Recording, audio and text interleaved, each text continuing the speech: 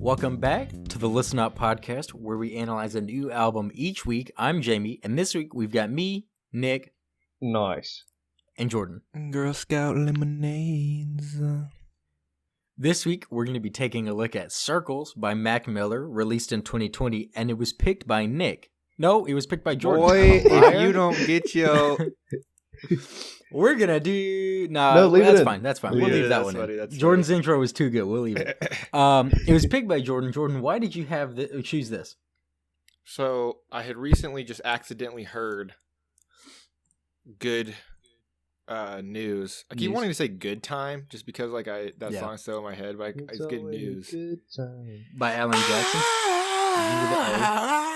O to the D. Go to the D. T to the I. And an M with an E. That spells good time. Yeah. But so, I heard Good News, and I just really enjoyed that song. And I've been wanting to get into artists that I don't normally listen to, especially in the rap genre. So I thought this was a good album to start with as well. Which is why I picked it.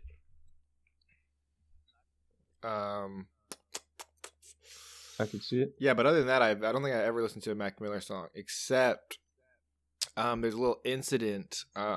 So Nick made me a playlist, and I sometimes hate playlists more than anything in my life. I'm still gonna listen to it at some point, Nick. I'm just really lazy, and Wait, what do you mean you hate them more than anything? You've never said this before. well, that's why I used Apple Music for so long, because I didn't really like Spotify's playlist feature, or I didn't really care about playlists that much. So I would just use songs. So that's why I don't think I've ever made a playlist, and I never really listened to playlists. Like I just shuffle my liked songs every single time, and that's what I do. That's what I've been doing ever since I started listening to music. Unless I find a song that I want, then I'll queue it up. But I swear I don't know why playlists just aren't it. But it's like a I'm gonna trigger listen to word Nick's for though. you.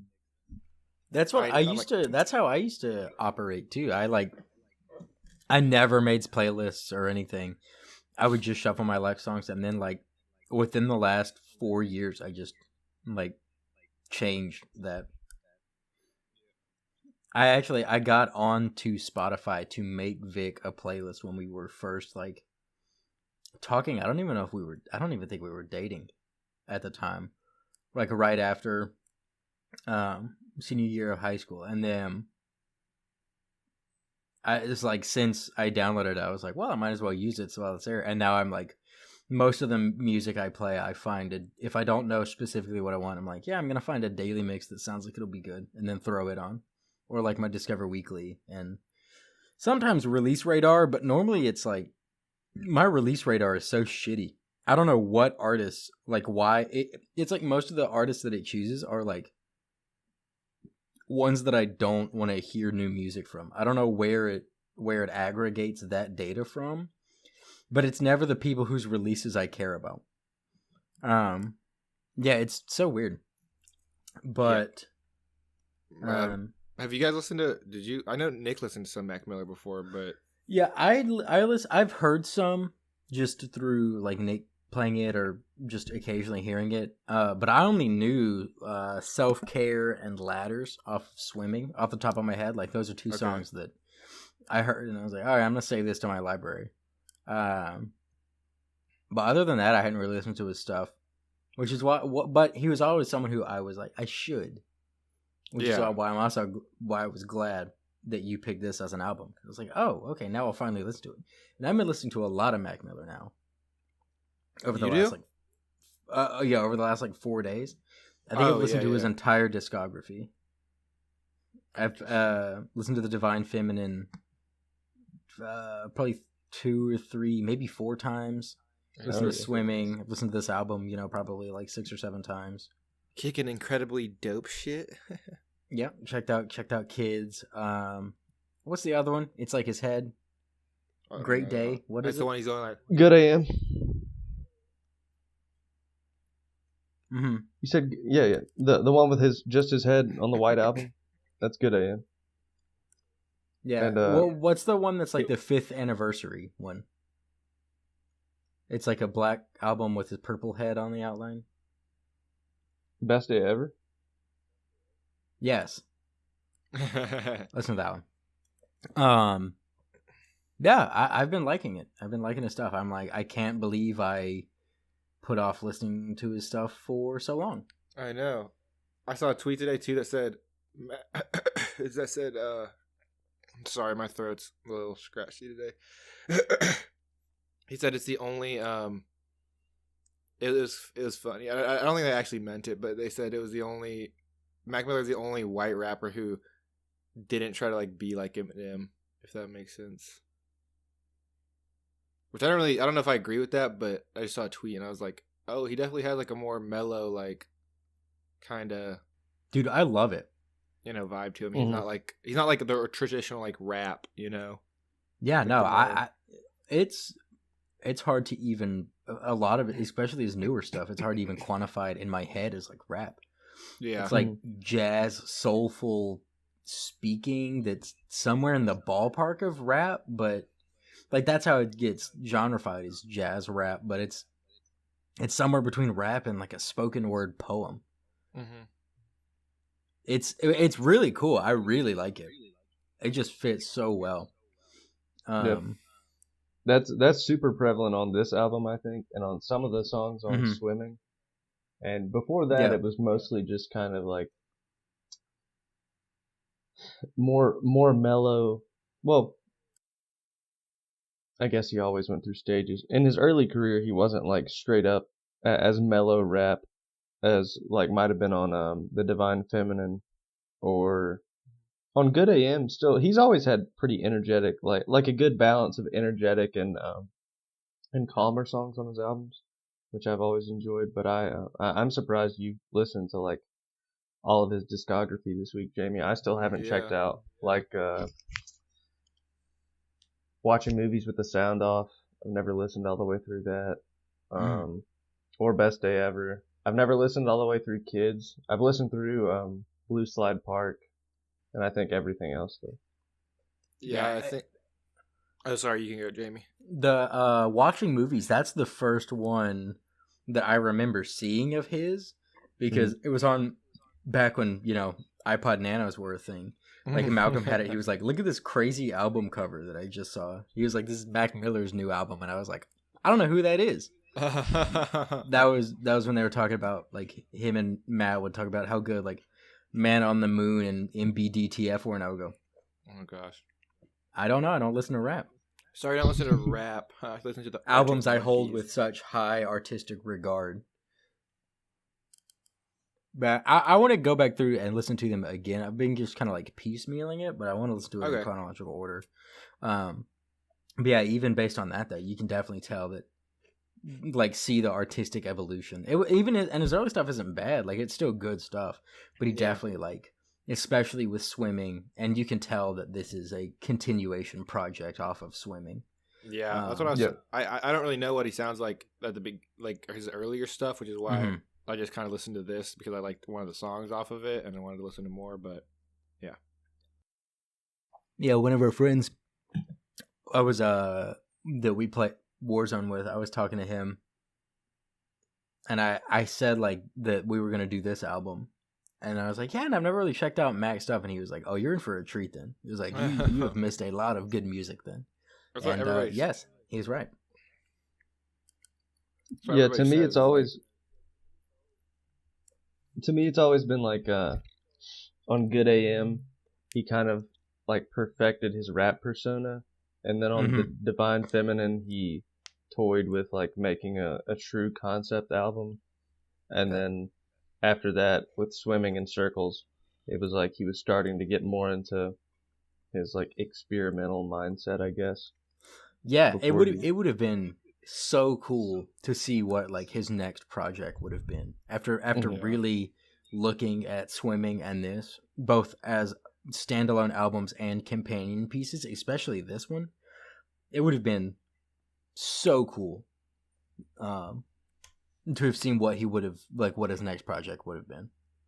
I wouldn't have been surprised if he just only like increasingly got better and better and better. Yeah. Because this album is like awesome. Which is also really sad, but yep. Yeah, because he always had like a fascination with jazz. I think it was I forget how early it was. I have it saved on my phone. I think it was like 2012. He came out with an EP. I think it was called like Larry Lovestein and the Velvet Revival is what it's called, and it's basically just like a jazz EP. Yeah, it's from 2012. And he had posted mixtapes and like free stuff online on SoundCloud under the name like he'd been like Larry Fisherman, Larry Lovestein, like different stuff. And he also has 2 big mixtapes under just the name Mac Miller, Macadelic and Faces. And he might have some more stuff too. I just know about Macadelic and Faces. And Macadelic is on Spotify now, but Faces still isn't. But I need to listen to Faces because I've heard like a bunch of good stuff about Faces, but I still haven't checked it all the way out. Interesting. Well, I guess do we want to start talking shop about this album? Get some specifics out of here. I just really like I like the entire vibe of the album, but especially Circles as an intro. It's so smooth. I love that like the piano kind of just vibe early part, and then just starting off with well.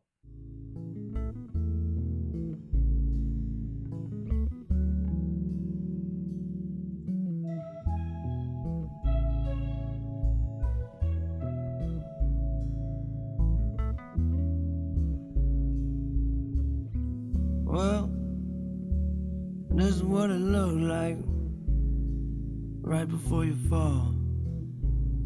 Stumbling around, you've been guessing your direction, except you can see it. This is what it looked like. I didn't know that's what the TikTok thing was from either. Yeah, I when I was listening to it, I was like, oh, that's what. Yeah, but and it's what it looks like. Yeah, but it's so good though. It's such a because one, it starts off the song really well, talking about how time is moving in a circular fashion. Yeah. Stress and relax and then repeat. But then also it's cool to just because this is a very like raw, introspective album, and so it's cool to also have that double meaning of saying like, well, this is what it looks like looking at himself as a person operating through life. I thought that was pretty cool, and I love the like chorus of it. You're feeling sorry, I'm feeling fine. Don't you put any more stress on yourself, it's one day at a time. Getting pretty late. Especially because that's like, I don't know. It's what I tell myself and other people if it's like the pressure's really getting big. I don't put any more stress on yourself. It's one day at a time. I love that. That's such a just like, I don't know, mantra for me in life. Not to let stuff build too much and just take a deep breath and shit'll work out. Yeah, totally. There's a lot of sentiments like that on this album, like about being patient, about like about kind of being stuck inside your own head and feeling like how you're stuck in a loop. How he says like, but I end up right at the start of the line, drawing circles, like the whole metaphor about feeling caught in like a cycle of life and not being able to break out. That's present in the album, but there's also present in the album is I think in the second verse he doesn't dwell as much on that. He dwells more on like kind of helping people out of those circles and like helping people, just like being there for people. I don't have the exact lines, but yeah, I remember a shift from the first verse where he's kind of talking about his own life, and then the second half of the song he kind of starts just talking about less focus on himself and his mental capacity and more focusing on caring for other people. Yeah, and which and I think kind of I just think that kind of speaks to like his image. I didn't know a ton about him before he died. Really, whenever Swimming came out, I got really into it, and then I forget the exact timeline of when it came out, and when he died, I know it was like a month or two later, but just seeing like the outpouring of love from the community and from I'd always been big into Anderson .Paak and seeing like how much he talked about Mac and like how he always thought of Mac as like this shining light in the industry and how so many other people did as well. It was inspiring like to see that someone who had such great like personal character could be successful when you hear about all kinds of celebrities and stuff being jerks behind the scene. It seems like everyone Ellen genuinely loved to like just hang out with him. Ellen DeGeneres. Yeah. No. I Sorry, Ellen.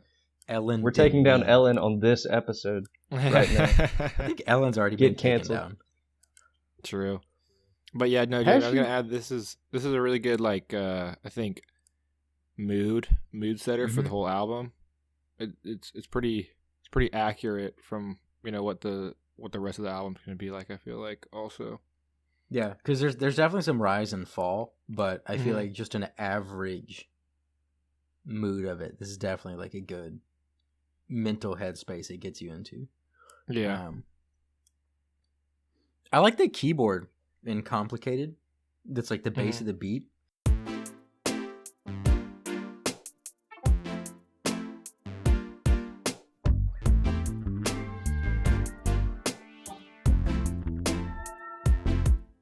Outside is cloudy, but I think I put keyboard like question mark. It's some sort of. I'm pretty sure it's like some sort of keyboard synth thing. But I like it a lot. Wait, for which song? Complicated. The next one. Oh yeah. I was gonna say that too. Once again, excellent sentiments. Why is everything got to be complicated? Just trying to get through life. Why is it got to be unnecessarily complicated? Yeah. I don't know, the lines that always sticks with me whenever I hear it is I'm way too young to be getting old. Does it always gotta be so complicated?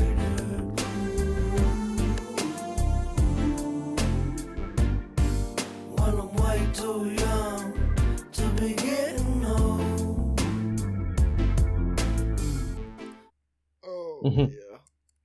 Especially at our age too. We're going through the too young to feel crisis stressed this early, shit like that. Yeah. So do you guys know much about John Bryan, the guy who he produced both of these albums with? No. So, John Bryan, he's a big film composer, but he's also worked with all kinds of musicians, like Fiona Apple. He does. I know he's done a lot of string arrangements for like. For random musicians, like he did on like Lemonade for Beyonce, but he's also for these albums he like played bass a lot. He played synthesizer. He's credited on the synthesizer for Complicated, but he's also, fun fact, worked with Kanye as like a main co-producer for Late Registration and Graduation. Interesting. So he was back with Kanye in like early Kanye days, and any like film score that I've seen by him, I don't listen to film scores a lot by myself, but I have like when I'm like studying, and I like to listen to his just because they're like interesting and good. Yeah. I mean, that definitely makes sense because a lot of this album, there's definitely parts where it doesn't seem like a typical like musical producer. So I could definitely see the film score influences. Yeah. Yeah. What is film There's score again? Just so I. It's like the music to a movie. Oh, yeah, okay, like okay. like there for some movies there's film soundtracks and film scores, and the soundtrack is the songs that they take that already exist in the world to put in the movie, and the score is the music that's composed for the movie. Okay. That makes sense. Yeah.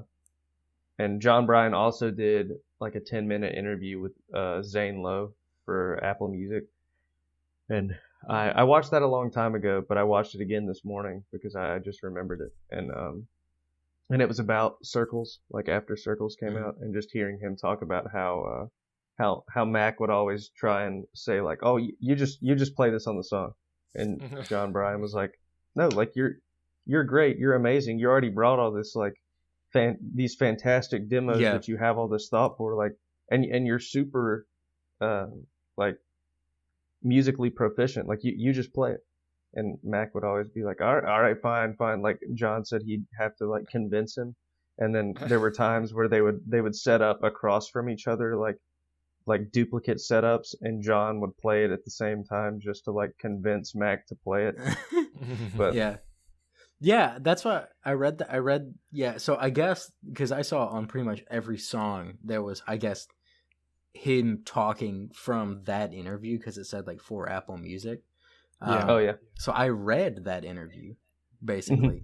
But yeah, there were times where he was like we'll get into it later on, but once a day he said that like whenever Mac would play that, sometimes he would just start to like cry listening to like the subject matter and the music and stuff that he brought, and he would go in the hallway and then come back and be like, all right, let's do that again, this is incredible. Dang. He said, but yeah, and he said that with Mac a lot, and I think that's kind of not just the persona that he would portray, but he just seemed like a shy dude who just really enjoyed connecting with people. I've seen in his appearances he made on like red carpets or just like fan interactions and stuff, he just seemed like a guy who could never believe that he was a celebrity. He was just always like just genuinely humbled and doubting, and just being like, I don't know, this is good, I guess, and other people like, no, this is incredible, and he'd be like, okay, if you like it, I guess we'll put it out. Yeah. And it didn't seem like an act, it just genuinely seemed like he was a guy who was like, I'm not qualified to be here, what the fuck. Yeah. Me. I really like Blue World. That's probably one of my favorites on the album. That's the one that Nick played in the car, right? Yeah, I don't know. Last Tuesday on our cookout. That was the one I started listening to. It sounded so good. That sample is so good at the beginning. They're like, and then the drop right into it. Oh, I love that. Yes. I love that beat.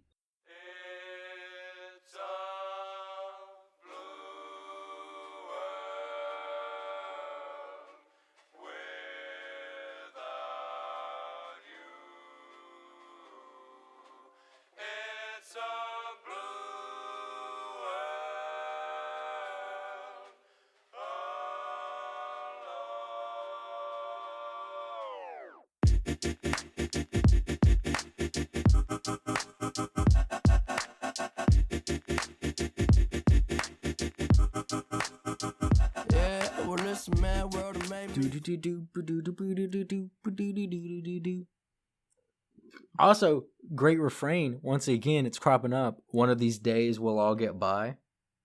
Hey, one of these days we'll all get by. Don't be afraid, don't fall. Think I lost my mind. Reality so hard to find. When the devil trying to call your line. Shit, I don't remember exactly what it says, but that's like the general idea behind it. Love that. This song is definitely one of my favorite also. Mm-hmm. It's so good. I feel like it pairs very well with Complicated, like back to back. Yeah. They have a Complicated's like a slower BPM, like it's a little mellower, but they have a similar energy to them, you know. Yeah, and complicated is it seems it's a little bit more on the side of like complaining, like stressed out about stuff, and then Blue World's like the answer to that stress and like issues is like, don't worry, one day we'll all get by. It'll be all right. You know, that kind of thing. Yeah. A good yin and yang, you know? I was going to say it sounds he raps a little faster in this one too. Mm-hmm. And it just seems a little more not like upbeat, but a little like exactly what you're saying, Jamie, like like complicated is more like stressed out, but this is more like kind of embracing a lot of stuff. It's a mad world that made me crazy. Might go turn around, do it for 180. So good. It's so catchy, man. That whole chorus, I love it. It's one of the ones that, like it's just if I'm not listening to something else, it's what's stuck in my head. I just hear that chorus over and over. It's just so catchy.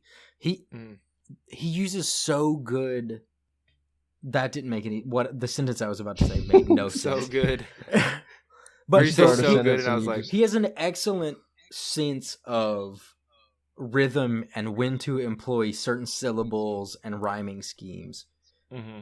Like he won't even use the same scheme for entire verses or choruses. It's just 2 or 3 lines, and the fact that it's that subtle makes it stick out that much more in your head. I wrote it down somewhere. I don't remember what song. I'll get to that one. But he can sing really well too. Mm-hmm. Like he just has a very good musical. It's not even necessarily ability, but just good musical insight, I guess. Mm-hmm. It seems like to me. Yeah, and I don't think I'd ever really heard him sing until Swimming. Mm-hmm. And on the song Small Worlds on Swimming, yeah, he sings for like the majority of that song. And the first time I heard it, it was just so different than it felt so different to me, at least his lyrical delivery, different than like Self-Care, or I knew Dang off the Divine Feminine, and like my favorite part in Cinderella and stuff. I didn't like Small Worlds a lot at first. Really? And then yeah, and it has a really nice instrumental and stuff, and I think like I'm pretty sure John Mayer does some of the guitar on that song. Oh really? I'll have to listen to it again and see if I can tell. Yeah, but because I remember seeing that whenever the album came out, like seeing John promote it a little bit, and then at the big benefit concert for Mac after he passed away, John Mayer did. He like sang Small Worlds, and he like played the song at the concert. It was really good. Oh, that's sick. I think I remember either hearing about it or you telling me about it. I guess those are the same thing. But somewhere I remember hearing about that too. And so that makes more sense now. Yeah. Yeah, but he's just so talented listening to this stuff. And then I guess getting into the track that is the reason we're doing this album with Good News. I also like that one a lot too. It is heavy. It's so good, isn't it? It is. But it's so good. Just the vocals over they're super, especially contrasted with like Blue World, and even a little bit with I Can See. I feel like it's so immediate change, like an immediate shift in gears, and man, just the sparseness, and then with the vocals over it, they're very, very well complementary, but also because it's a sparse music track, I think it also allows the like big discussion about just the pressure he's feeling and the other artists feel placed on them by even people who don't mean like people without malintent, but just like a close circle of family, friends, and fans. Just the amount of pressure being put on it is so immense. Especially when fans always want new stuff too all the time. Like right, they want new stuff and they don't want different new stuff. A lot of the times, there are a lot of people who, for some reason, don't want change in musical sound, and they meet it with like negativity and anger which is always bizarre Yeah. to me. But that's a whole other thing. But I feel like the lack of a ton of instrumentation allows it to really, the message and the vocals are the focal point of that track, and I think it's executed so well, because I think it's a very, a very large message, especially listening back to all of this, written by a person who months after they worked on it would go on to accidentally overdose. Like there were times reading, I think that was one of them, and then there are other ones where just not even reading about the song, but reading the lyrics and thinking about them in the context of where they were written in that person's life, who then, died months afterwards. It, like, bro, I wrote my notes up at work, and I was like, I've got fucking tears in my eyes right now, like multiple points on here. It's just it's very heavy, but it's really good, man. It's done so well. His voice is just amazing too, man. Yeah, and his delivery, and I just like his writing is so good.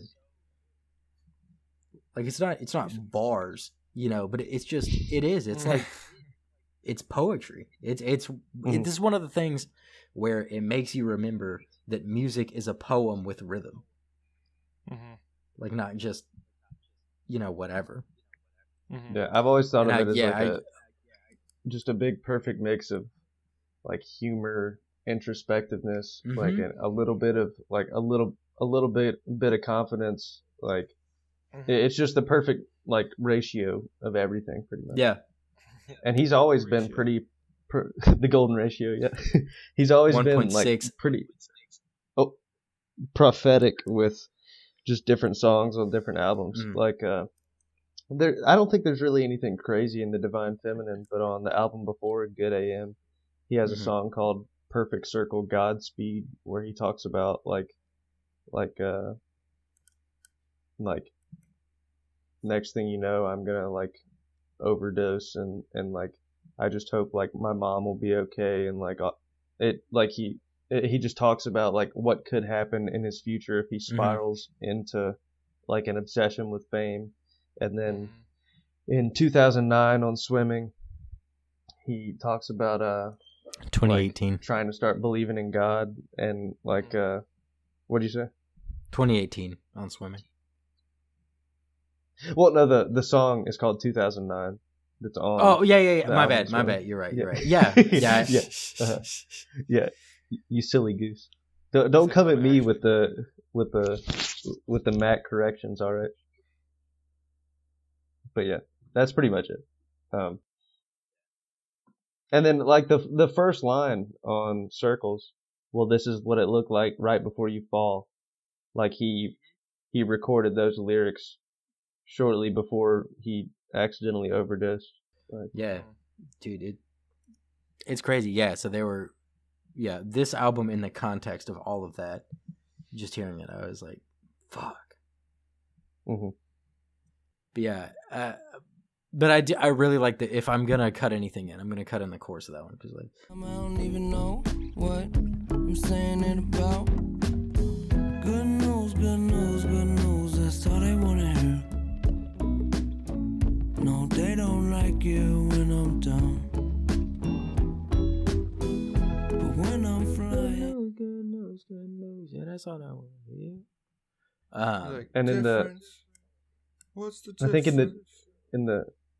in the John Bryan interview, he says that was one that he like really kind of had to work on and like put some spin on. At first, he was talking about just working on it in general with Mac, and how Mac had all the verses written, and they neither of them could really think of anything for a chorus, and they just started playing like the beginnings of the instrumental, and Mac went in the booth and just spat out the chorus, and just. Yeah.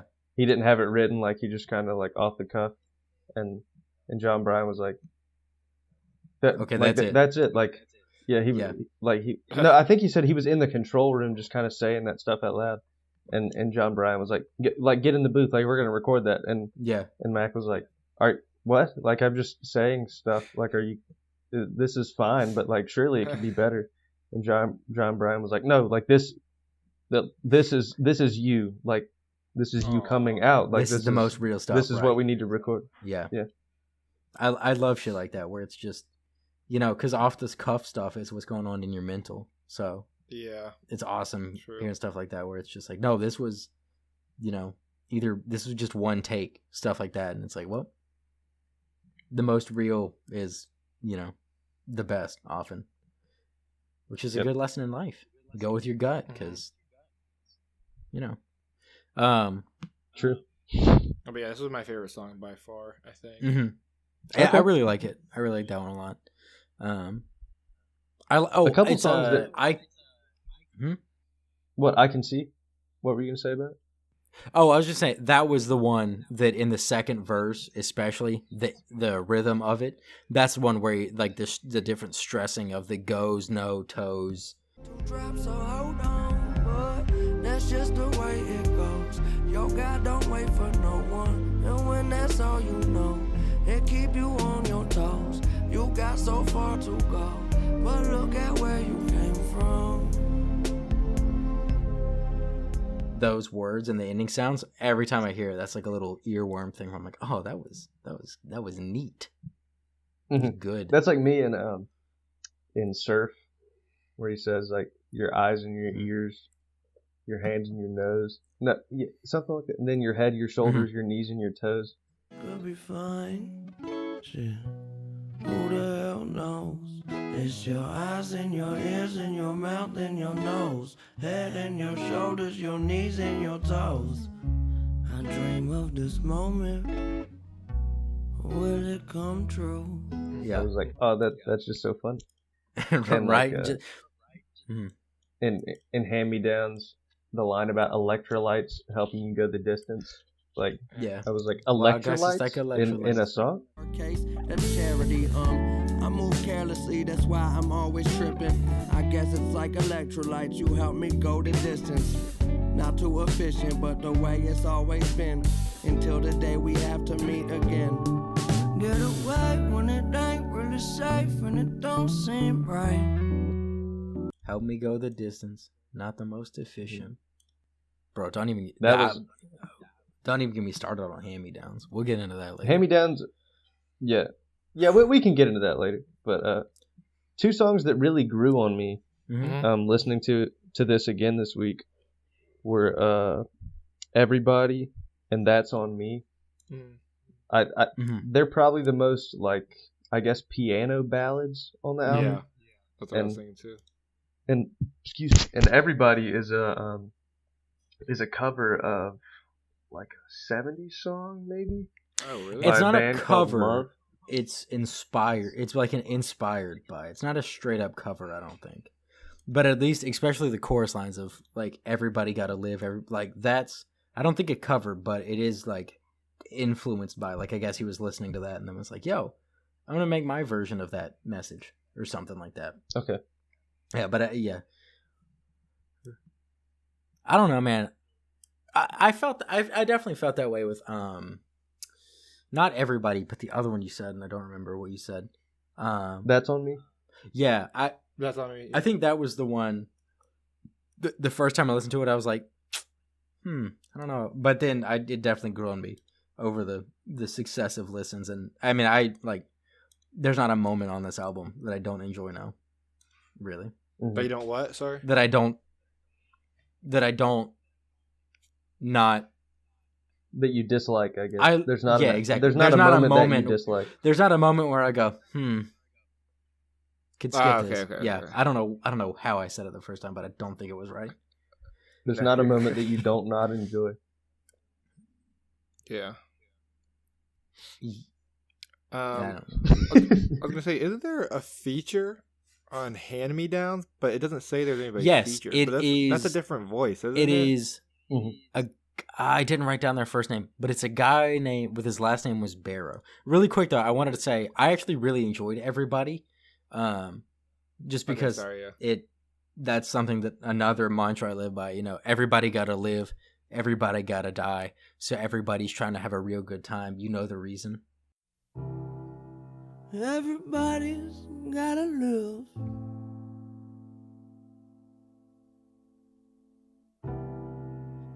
and everybody's gonna die.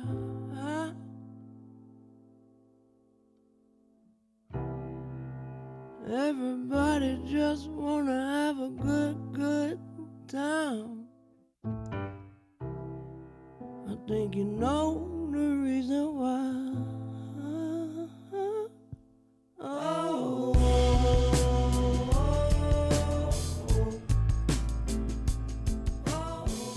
Yeah.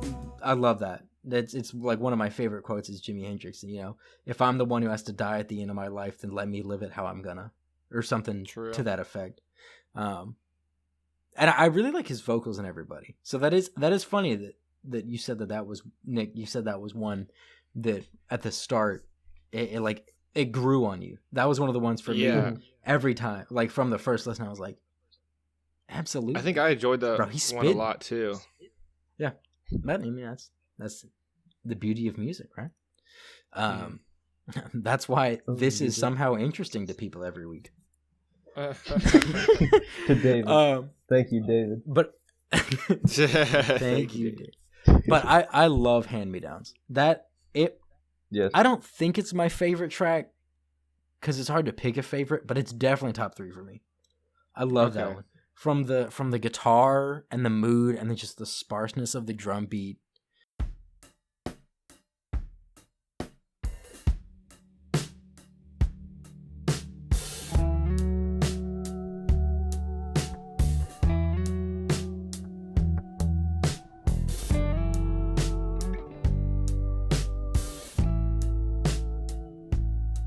And then it's a guy named, his last name is Barrow. John Bryan. No. Oh, wait, what? I think never it's mind. Barrow Sorry, Sura. Right. I looked at produce and I forgot that was the guy Nick's talking. What's your name, Nick? What's his name? Barrow Sura. Okay, yes, Barrow's his first name then. Yeah, no, sorry. I was looking at that and I saw Sarka? Right. Yeah. And Sura. you said his last name was that, or something with a B, and I was like, I don't see anybody with the last name. I'm silly. No. But I love his chorus. It's awesome. Yeah. But I love the play on words of his ending line in the chorus is or I guess the 2 lines, the little couplet there is, you're an only child, but you say you want a family, I think. But the last part is definitely, so let's turn these jeans into hand-me-downs. Despite being an only child, say you need more of a family around. Let's turn these jeans into hand-me-down. Down. So that writing, I don't know who wrote it, but it's so clever to say the dual meaning of, jeans as in like handing down, the article of clothing to a younger sibling, and then your other genes, passing them down as hand-me-downs to your kids. I thought that, I don't know, I just really like that from a writing standpoint. Because no matter how you interpret the genes, it works. It's pretty cool. You'd hand down old genes to kids too. 3 levels? 2.5? I don't know. Then there's a guy named Gene, and they're handing it down. A guy named Gene, and they give Gene... Nick's middle name is Gene? True. Maybe that's why it's my favorite song, and I just never realized it. Oh right now. it's you, because you hear it in your brain. You're talking about me. I'm the Gene in the song.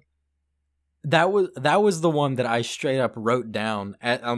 So I write my notes down in a bulleted list every week, and this is one where I straight up wrote, not gonna lie, really reading these lyrics kind of has some tears coming to my eyes. Chiefs.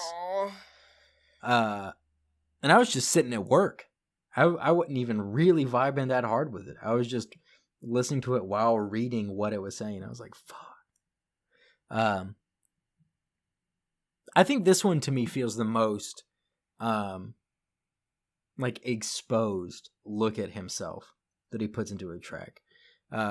It's just talking with brutal, no no walls up or anything. Just talking about like his own self-destructive tendencies and wanting to get away with the person that he's singing to, and just wanting to like go to a lake with a nice view and like better days, and talking about like everything he builds up, he tears down, stuff like that. And that with just the drums and guitar throughout, I was just like, holy shit. This is touching me right in my heart. Because also I love the I don't know. I just really like that track. It might be my favorite on the album. Yeah, it's always been my favorite, and I've never been quite sure if I liked it or I like Woods a lot, or Complicated in Circles I like a lot too. But I think Hand Me Downs is definitely my favorite track just because of how much I've gone back to it over time. Like I think it was one of my top 5 songs, maybe, for 2020. Yeah. Oh, maybe. interesting. Dude, I cannot wait to see my year end listening this year. It's gonna be. I can't either because it's gonna be wildly different from the last few years. This is my first one ever too, so I'm excited. Oh yeah, you're getting your virgin Spotify listener over here. Dude, I love it. Every year it's like one of my favorite things about like the end of the years, seeing my Spotify Wrapped. It's like a little Christmas present. It is, because I love Data. Same. And yeah, I love Data also. Oh, Dada. But You're a data guy? No. Data Absolutely or data? Not. But yeah, man. I love that one. I also like Woods a lot too. Yeah, I don't know if I liked Woods that much, I'm gonna be honest. I liked like the what is it, like the drum or the kick? What? I'm so stupid. It's like like a snare or something. No, not a snare. I'm trying to think of it. It's like the drums in the background at the very beginning. The 808s maybe. There might be the 808s.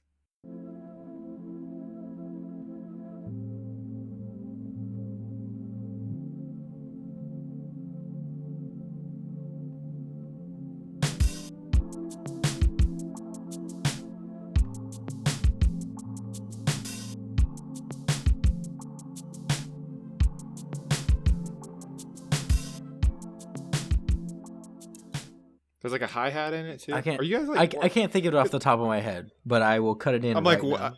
I started talking faster and more because I was like, am I just choking this right now? Because we're not giving you any feedback here. I was like, it's like when Nikki told me like the people who go out and interview people, they just like don't say anything back, so they just like keep talking. You're like, oh yeah. What do I say? I don't know what to say. I think we should make that. We should make that podcast practice now. Whenever one person is talking, and we notice they've been talking for more than like 5 seconds, we just have to tune in and look at our cameras, and like, and wait for them to fully explain every small facet of their thought, and then just start making up stuff. I love that. But yeah, I've always loved the chorus, and there's like this underlying kind of like drawn out synth in Woods, and the chorus is just do I love, can I get enough? Do I love?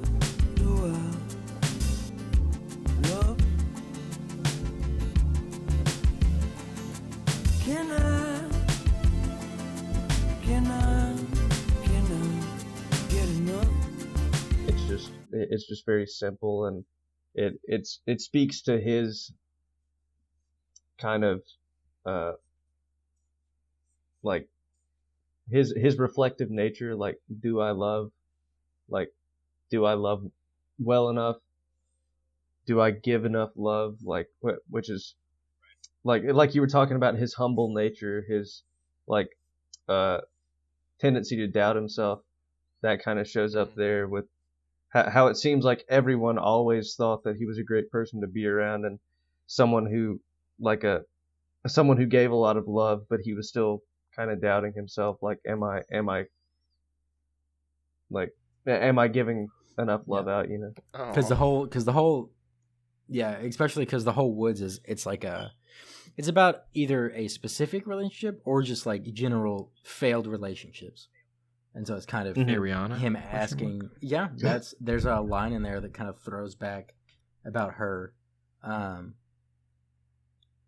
I think that's the one where he talks about like me and my girl riding around just listening to ourselves, something about that.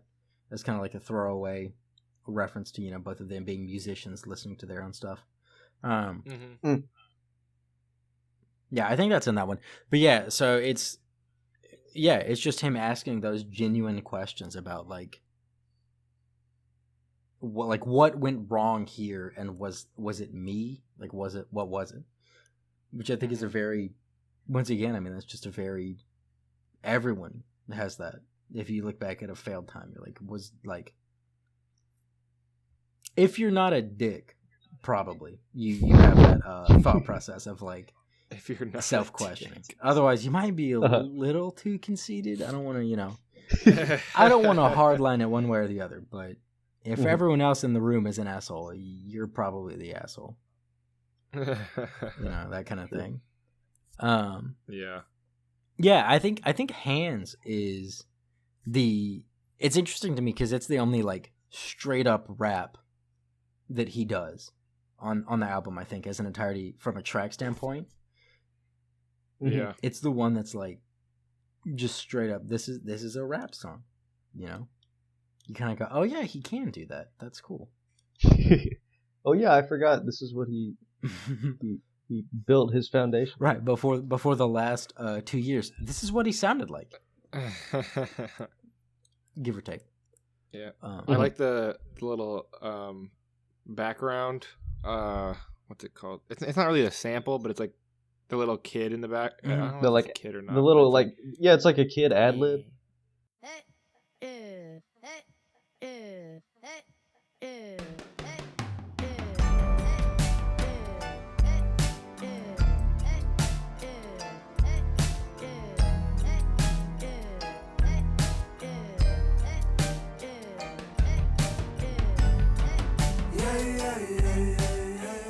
Like yeah. At the start, right? Yeah. I think it's in the background for the whole time, but it just becomes more muffled as like stuff gets. It might be. Obviously. Yeah, I don't know. I can't remember hearing it, but it definitely it could be just in the background of the track the whole time. But it's definitely like that's what it starts with. It's pretty cool. I like that one though. You know, I don't hate it. As it's interesting. It sticks out. It's more interesting because it sticks out as just a rap song, but that's not like a complaint about it for me. That's just as a person who doesn't really. Oh, sorry, Jamie. Keep going. Oh, I was just saying that's like just for me. It wasn't, you know, a drag on that. It was just like an interesting mental note I had. Yeah, I was gonna say for someone who doesn't listen to his like rap albums, or I never listened to his rap album before. It was like it was kind of cool to hear, you know. Obviously that's like what he grew on, and I know like obviously he's like in the rap community, so I wasn't like, oh, this is this is experimental album, this is all he does all the time. So like I wasn't like it was just nice to listen to too, because I knew. I heard about this Mac Miller guy. Yes, I don't really know what kind of music he used to make. Who's this Malcolm? This is almost rap. This Malcolm. He only makes sad Miller? music. I don't know what the sad Malcolm Miller character. Sad Malcolm Miller. Malcolm Miller. I think it's Mackenzie Miller. His name is Malcolm. But yeah. Oh, is it? What is it? Yeah, why am I thinking? Well, there's something to do with Mackenzie is the typical abbreviation or elongation of Mac. Mac is typically short for Mackenzie, but in his case, it's Malcolm. And I've known a decent amount of Mackenzies and Macs, but I've never known, and I've known a Malcolm, but I've never known a Malcolm that goes by Mac or vice versa. I've never known a Malcolm. I know my life. I got a little Malcolm action in my memory bank. Oh, you got Malcolm action, huh? Nope. Oh. Okay. Oh, Jay. Oh. I swear to, like, I know his name's Malcolm. Yeah. But I swear to God, I saw like the McKinsey thing somewhere, and I don't know why my brain just defaulted to Yeah, it. I'm pretty sure earlier in this podcast, at like the start of it, you referenced him as Malcolm. Maybe not. Maybe I just was making that up. But I just need to go to bed. That's funny.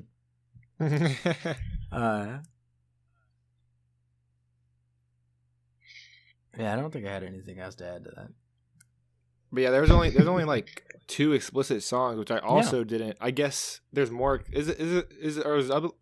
Not that it matters. I really don't no. care, His other ones like, are. obviously, Like if you look at Swimming, okay. I think there's only 2 that aren't explicit. I think it's the Okay. first and the last tracks. Like I say, he very much didn't feel the need just to include, like profanity on here, just to like do it. Yeah, it was, I'm sure that was probably some sort of conscious choice on his part, or he just might have found that he didn't like, based on the subject matter, didn't feel like he needed that. But yeah, I mean, he has other ones that are like, they get pretty, no, they're like, especially some stuff on, a lot of stuff on the Divine Feminine. I probably wouldn't play it in a family car, No. Mm-mm. Like Definitely Eminem, not. also early Eminem, you wouldn't. Play No, it, what? sorry. No, it's different than Eminem. It's a little different. You should check really? out the Divine Feminine. Yeah. Yeah, you definitely do not want to play Skin in the car with your fam. You do not want to play Skin in the car, or you don't do want to not play want the to play last. Cinderella. You could play the You don't first. want to play like, God 2.5 is Fair, Sexy, Nasty. You could play the. You could play the first last. Just the way like, you look explaining this. 2.5 so minutes of Skin. Oh my gosh. Maybe. Wait, what's like You the... definitely No, don't play you the end. you could have stayed, but Skin, I think pretty much the whole thing is Oh really? Yeah. Okay. Yeah. No. pretty lyrically explicit. You probably don't remember. You probably don't remember the song "Like This" by Anderson .Paak from No Worries. It's on that caliber. It's along the same lines. Yeah. Mhm. But it's a very good album though. Check it out. It's excellent. I like that one a lot. Yeah, I had that same mental note where I was like, huh, he doesn't really like, he's not really. Well, I think it's more he's just not saying that kind of thing, Like it'd be weird to throw a shit in with a lot of the subject matter. And the lyrics that the topics he is talking about, it would kind of be the kind of thing where you go, oh, that's kind of shoehorned in there. I don't know about that. Like when you hear someone who, there's just some people who just don't know how to say like curse, which that makes me feel weird saying because I don't. It's weirder whenever I hear people say cuss. I really hate that. That's a pet peeve of mine. If I hear someone say cuss words or they're cussing, I hate that. You hate curse? I feel like sounds more like grandma than cuss. Cuss? No, cuss makes you sound like a 5th grader. Or not a 5th grader, because in 5th grade we were like the filthiest speaking. I don't know. Cuss just feels very like, I don't know. It's a mental thing. Cuss is weird to me. It just sounds so weird. What do you think about like swearing? Swearing is weird, but in a funny way. If you contextually, you could say like, "Wow, I can't believe you just swore." That's funny to me. But if you said, "I got cussed out," that just sounds so backwoods to me. It sounds so backwards. Really? Yeah. Cussing just is weird to me. So do you have like I think that's a you thing, but do you just have do you have a word that you feel comfortable using when describing curse words, or do you just not telling it how it is? Describe them. Honestly, I just don't really describe it. Fair enough. Because I don't I feel like the ways to describe it. Any of the ways to describe it makes me feel like a weird, like, Baptist child, Yeah. They make you feel like a goody two shoes, like you're trying to avoid the subject. exactly. Like giving a name to it makes it sound like you're saying like frick. I don't feel that way at all about it. Yeah, I don't. I think that I'm in the minority with that. That's why I never really tell people that. But if you ever hear me talking, it's very seldom that you will hear me describe saying bad words in a manner, and just know that however I've said it, on the inside I went, wow, what a bitch. I don't think I have ever said curse words. Cuss is probably my go-to. See, it's. I know that that's cuss the is my most go-to. average Curse is so thing. weird. It's just in my brain. I go, ugh. That's like when people call me like buddy. Yeah. I'm like, I like twitch a little bit inside. Hey, buddy. Yeah. Buddy. You know. But I can wrap up my notes on this album by talking about Once a Day. That one I love that track. But in the chorus, it's hitting that thing once again of what I've said, where everybody keep rushing. Why aren't we taking our time? You know, and then every now and again, baby, I got high. Everybody keep rushing. Why aren't we taking our time? Every now and again, baby, I get high. Don't ask me. But yeah, just that same thing, like the whole idea and outlook of like, why are we all, you know, it's like I talked about last week with the End of the Killers album, with the End of Sam's Town, you know, if our days are numbered, why do we keep counting? It's the same kind of thing. Everybody keeps rushing. Just slow down, man. Take our time. Enjoy it while we have it. Yeah. And the intro and outro just gets me, but I don't think it's a different manner, because it's like, you know, living with Vic and this person who like I just love very much. I feel that definitely, like, once a day I rise, once a day I fall asleep with you, once a day I try but I can't find a single word. Once a day I rise,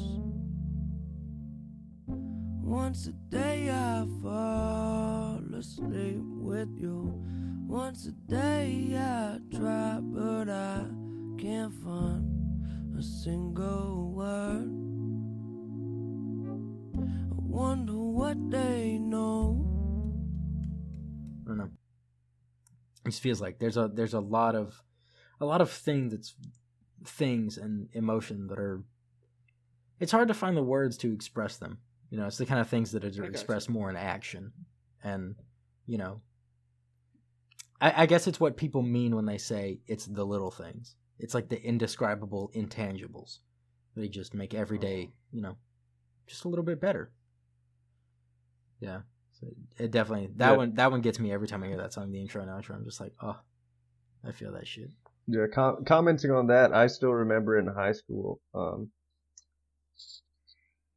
we were learning about poetry, I think, in like Ostrander's class, and or somebody's class, I can't even remember who, and they said that that poetry is a way of articulating emotions or feelings that you can't just articulate with literal words themselves. Right.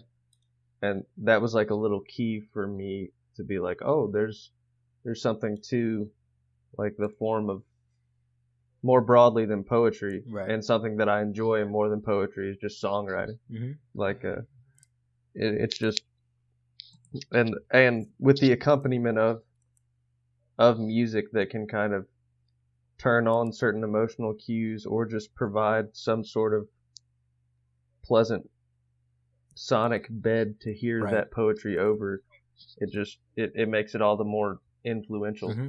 to me. Yeah, it can definitely, done right, it can add even more of whatever the messages you're saying with the lyrics. You know, that's music in its own right is incredible to me, just because it's just, I mean, it's the same vibrations that our voices make. It's just different things have different harmonic characteristics. But it's all like math and frequencies, and it's just like, it's just something that I feel transcends like any descriptors we give it, you know, any definitions in theory. None of that's the important part to me. The important part is the fact that there's this one unifying thing that we as just a species can do crazy things to our brain unlike anything else. And that in tandem with, really well written, because there are still words. You're right. There's still tangible words, but there's just the way that you can construct it. It adds more between where the words are. It will never not be amazing to me. It is magic, and I love experiencing it. And that's one of the reasons I've always loved being a musician, is because there's just, I mean, it's like, like, not to be weird, but like the movie Soul, I really felt that shit. Did you guys watch Soul? I haven't seen it yet, but I really want to. Fantastic. I highly recommend it. But there's kind of an idea behind it that, like, when you get quote unquote in the zone of whatever you enjoy doing, it's like your soul goes to a different like plane of existence, and it's that acting out.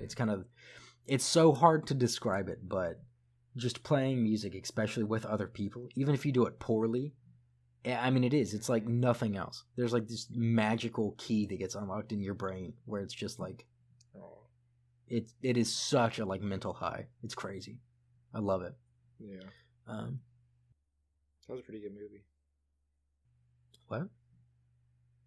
That was pretty good. I thought you said you didn't watch it. I said I did. Okay. Nick said he didn't. Yeah. I said yeah. But no spoilers. Yeah. No spoilers. It's so good. You should watch it like as soon as you can. It is so good. I've already had Coco spoiled for me. Wait, don't spoil it for me. I don't. I think David spoiled it for me. I haven't seen it either. It's like 2 years old, so it's kind of past the spoiler limit. But I'm not gonna say it. But don't say. It's just like past the point where I can really be mad about it. Right. Yeah. But yeah, I mean, so do you guys have any other notes for the album before we like? I think I'm good. Yeah. Getting choked up? I think we. Yeah. Yeah, I'm fine. I would say it would be weird if I were to say that, but I have I wrote a paragraph to sum up my thoughts on this. I don't think I've done that before. It's crazy. Hell yeah. Go for it. Read it. But yeah, I said this album, it's honestly the first one in like quite a while that I legit had some like tears kind of coming to my eyes every now and then listening to it. Just because it touches on things that I wrestle with like on an internal level, just constantly, like the finiteness of our own mortality. It's something that it's kind of always in the back of my mind, and sometimes it really fucks me up. Like I really freak out about that.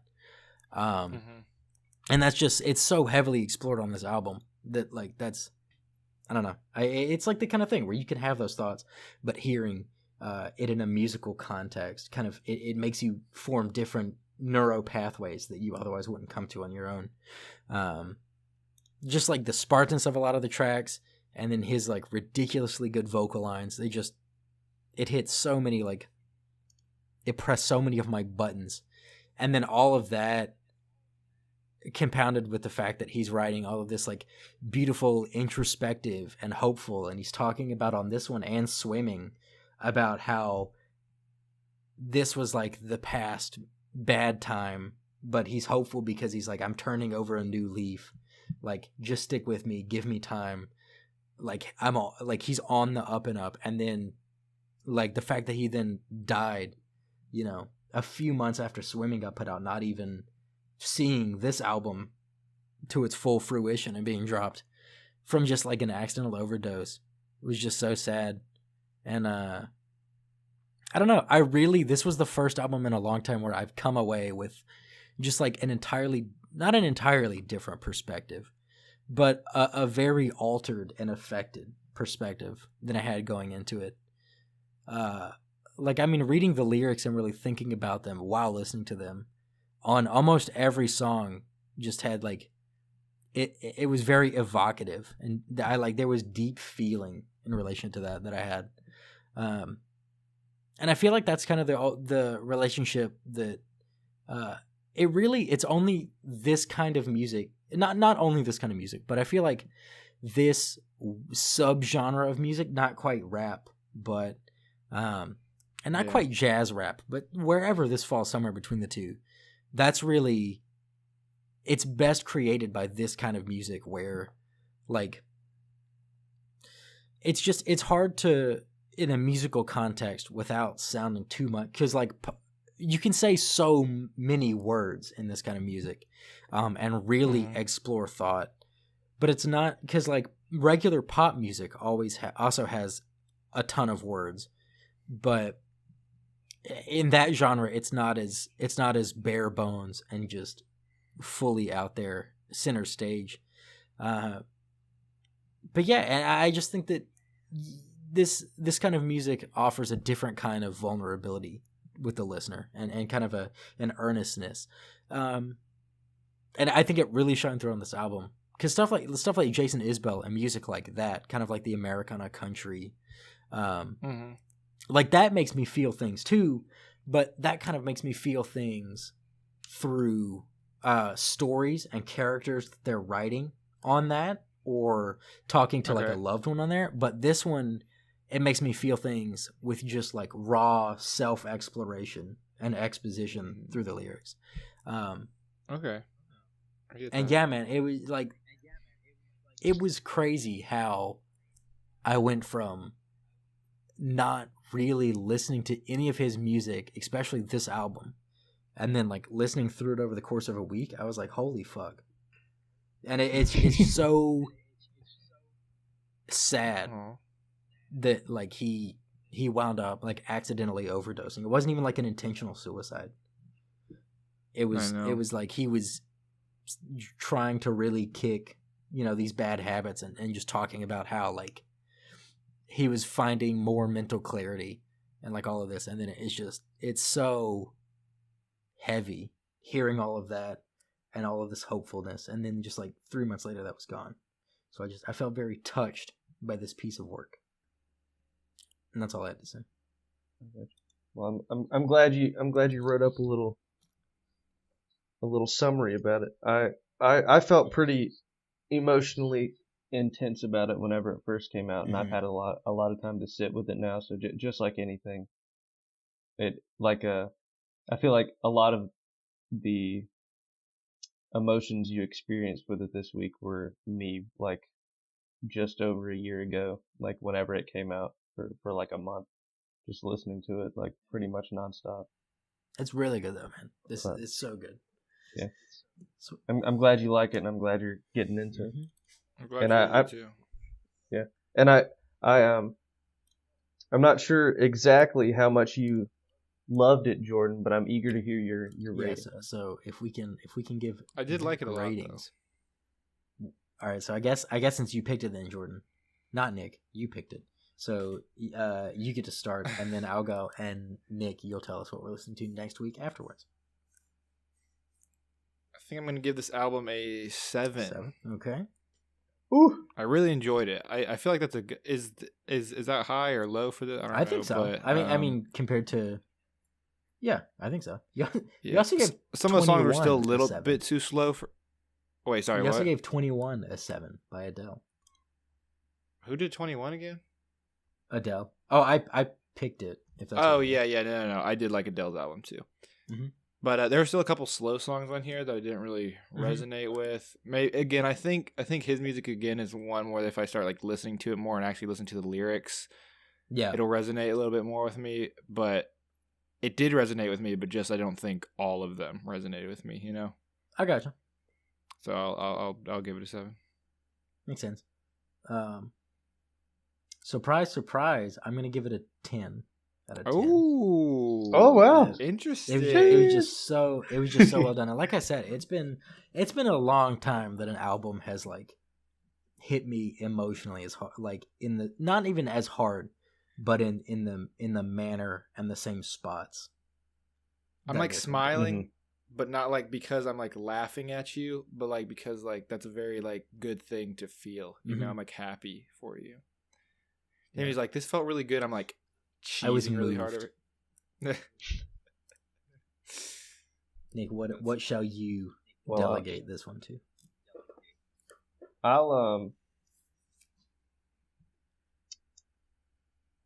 give it an 8.5. Okay. I think so. Yeah, that's pretty solid. Oh my god! I just had a terrible burp. That tasted so bad. Jamie's vomiting. Oh, I'm fucking throwing up. Oh my god. So that brings it tied at number 2. Oh wow. With Man on the Moon and Sound and Color, all of which I gave a 10. That's pretty funny. Wait, I thought Man on the Moon was number 1. Did you give Man on the Moon a 10? Yeah, he did. Good Kid, Mad City's no, number wait. Sorry, I gave Good Kid, Mad City is number 1 by by 17 hundredths.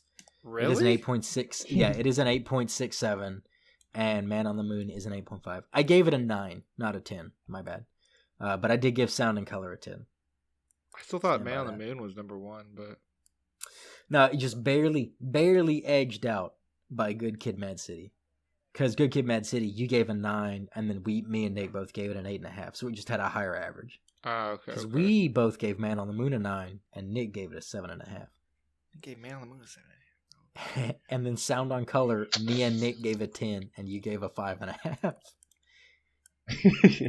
Little biased on that. That's funny. Yeah, that's true.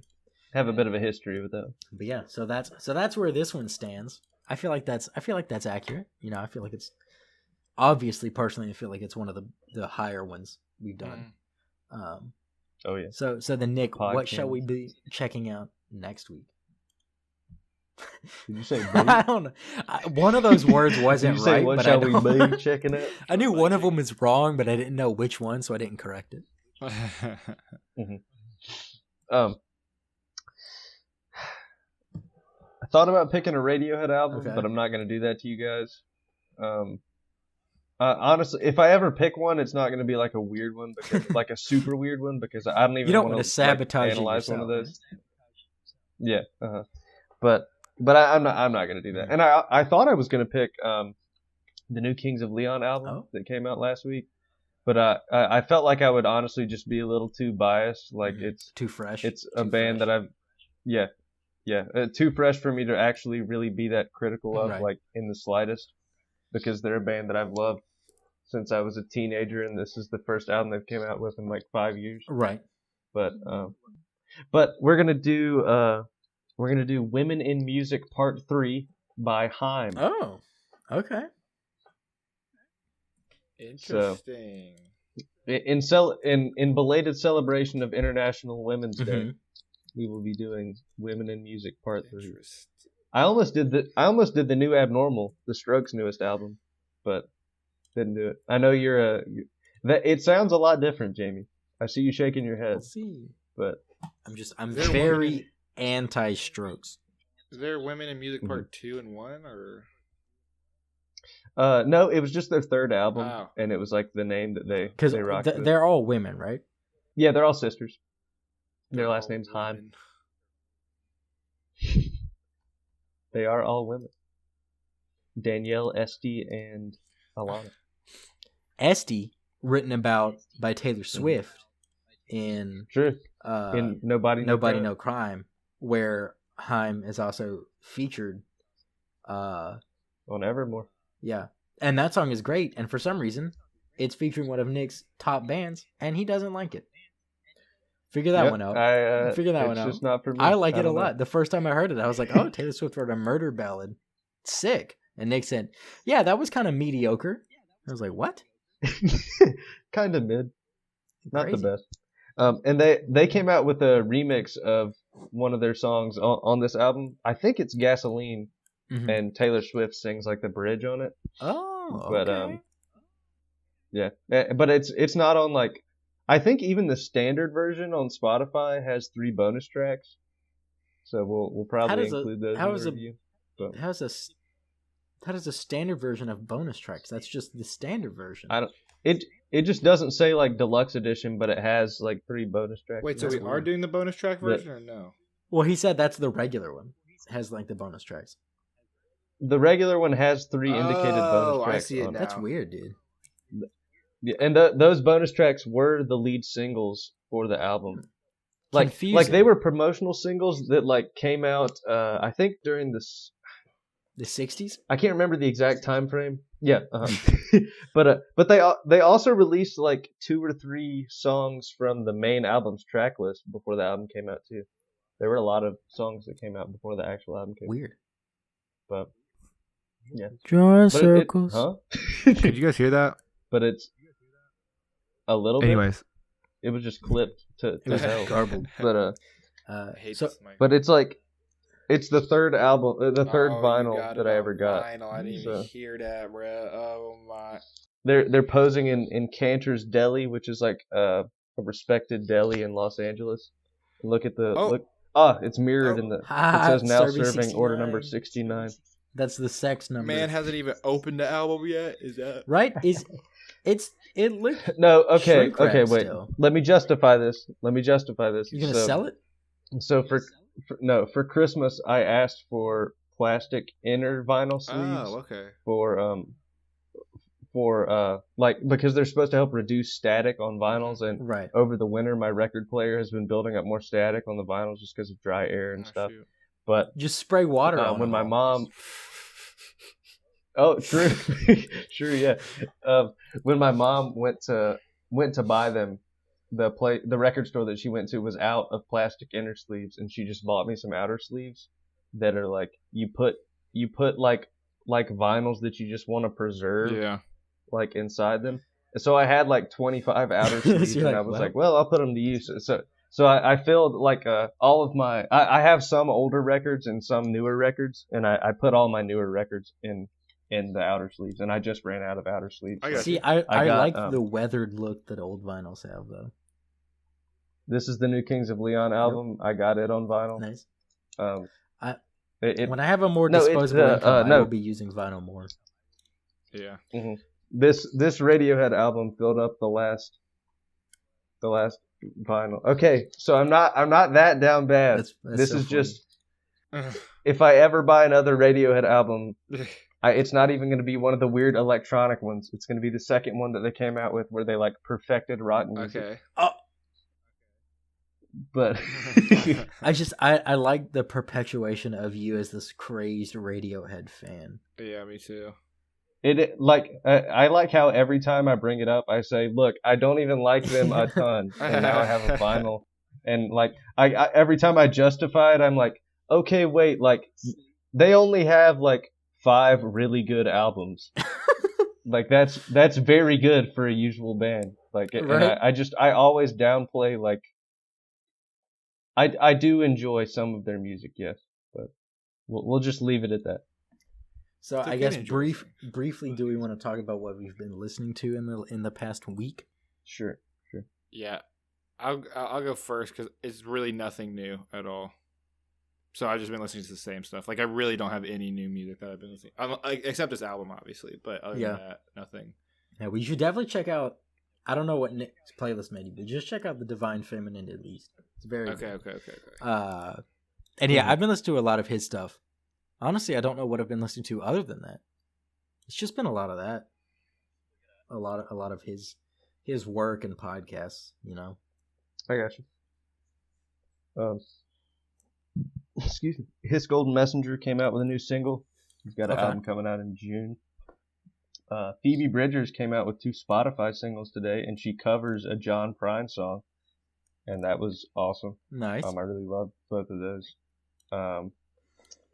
And that's mostly it. I really like that new Silk Sonic, Bruno Mars, Anderson .Paak song. Yeah, I haven't listened to that yet. I really need to listen to that. It's really good. I know. I need to listen to it. I'm excited for that album to come out. Yeah, Anderson .Paak and Bruno Mars were beefing on Twitter today, and I don't know how real it was, or if it's like manufactured for. It seems like they weren't really going super hard at each other, so I think they're just playing with each other. Hopefully. But like it makes me nervous. But also, of course, the new Kings of Leon. Love that album. Right. Saw it getting like a minor amount of hate. Of course, Pitchfork crapped on it. Screw Pitchfork. It's a great album. I love it. Fuck Pitchfork. Just for fun, I was like, what did they give Sam's Town? When I was looking at it last week, and they like shit all over it and said that it was all like hacky and like just this super like like pandery album. I was like, what are you talking about? Yeah. Yeah, and I went back Fuck and Pitchfork. Kings of Their Leon. heads are way too far Yeah, up their own asses. Yeah, Kings of Leon was really big in Britain in their early career too. Yeah, that's what similar Super to Soaker the was Killers. talked about. Yeah, and I read the Pitchfork review for When You See Yourself, the new Kings of Leon album today, and in that review they were talking about how like their new sound doesn't sound anything like their old rambunctious, like masculine spirit Tennessee alt rock stuff, and I was like, what, do you want them to like stay the same the whole time? And I thought about it and I was like, I'm sure they didn't review their old albums well because it wasn't like high artsy shit. And I looked it up and like the earliest review they had was for Only by the Night, which is the album that has like Use Somebody and Sex on Fire on it, like their huge, enormous stadium songs. And they gave that like a 3.8. They rated their new album higher than that album. And they gave the album after that like a 3.6. It's just ridiculous. Yeah. But that's a great way to end the episode is on a fuck Pitchfork rant. Fuck Pitchfork, man. I'm a musicologist. Asshat. I want music. Well, I guess with that, we'll say thanks for listening this week, and remember to tune in next week where we're going to be taking a look at Women in Music Part 3 by Haim. Be sure to listen to it and have your own thoughts formed so you can mentally join in the discussion with us. Feel free to either leave a comment about your thoughts on this week's album on YouTube. You can also tweet them at us if you so choose. We're on Twitter at ListUpPodcast, and that account as well as our personal handles are going to be in the description of wherever you found this episode. We also ask if you enjoyed this episode, maybe throw us a little bone in the form of a rating or a review on your respective preferred platform. It'll help us grow this little community. For now, we love you. We'll catch you next week, and remember to listen up.